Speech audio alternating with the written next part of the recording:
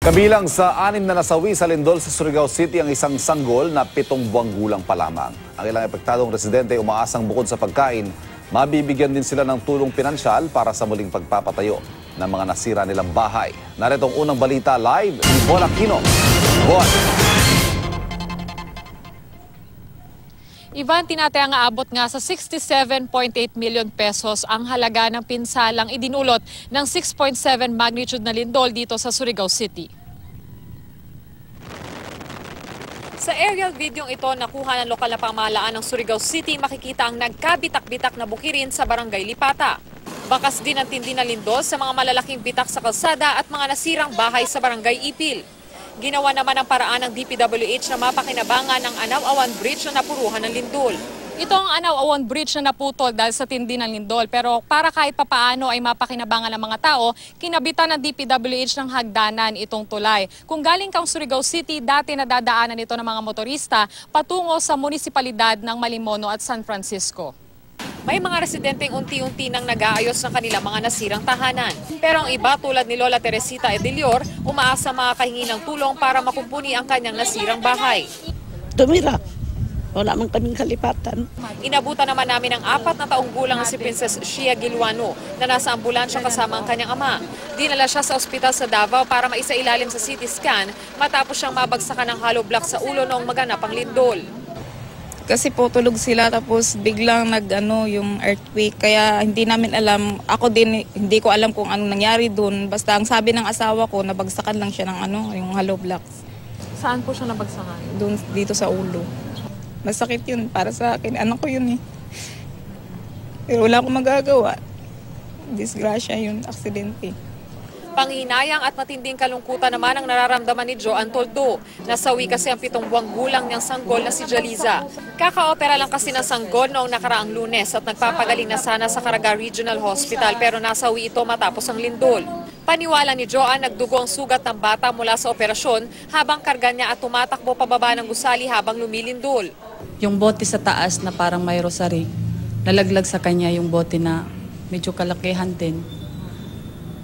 Dito yata tumama kasi may sugat siya dito. Ano po sa tingin niyo talaga yung pinapatay ko ba? Sa lindol, Jud. Sa lindol po talaga. Kasi doon nag-umpisa ang bleeding ng sugat niya eh. Yung tinakbo? Oo, yung tinakbo namin siya. From 3rd floor to ground? Opo. Malakas masyado kasi nasa taas kami. Nag-crack nga yung lahat ng gamot, nabiak.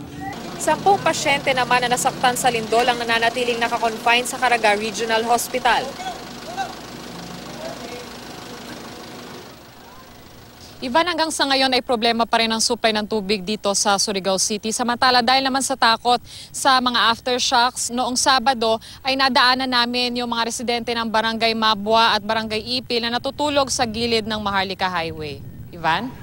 Bon, maliban dun sa 6 nating fatalities, tas may mga injured tayo, meron pa bang mga ongoing rescue operations? May mga nakaipit pa siguro sa mga guho?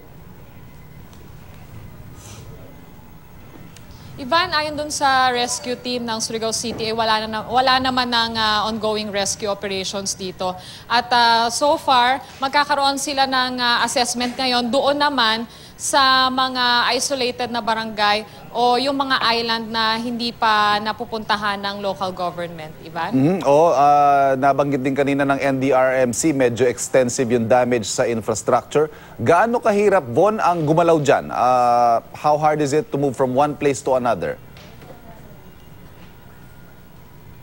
Ivan, dito sa mismong city, makikita mo talaga yung mga bitak doon sa kalsada, no? Pero nakakagalaw naman kami ng maayos dito. Pero pag pumunta ka na doon sa Barangay Ipil, nandoon yung sinasabing San Francisco Bridge na talagang nahati.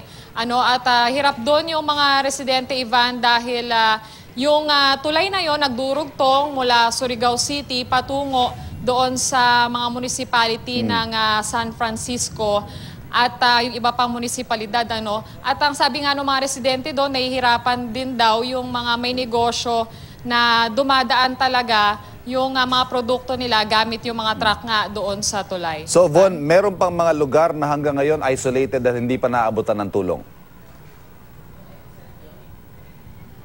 Yes, Ivan, yan yung inaasahang pupuntahan ngayon ng local government unit.